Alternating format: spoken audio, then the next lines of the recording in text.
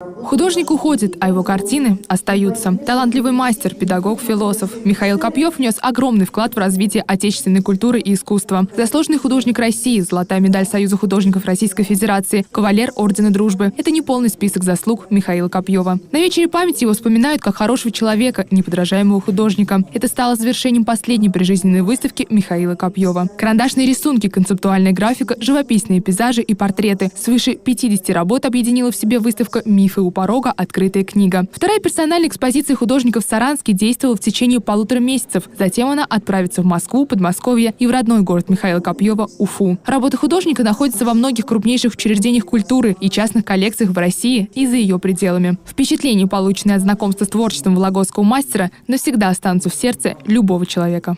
С творчеством Михаила Васильевича я познакомился в Центральном доме художников. Это было ровно 10 лет назад, в 2007 году. И огромное количество выставок всевозможных в Центральном доме художников. Художники со всей России, со всех углов, разные по стилю.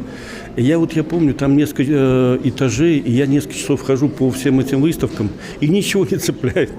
А вот творчество Михаила Васильевича зацепило так сильно, что я уверен, что знакомство с его работами – это огромная польза и душевная, и интеллектуальная для любого из нас.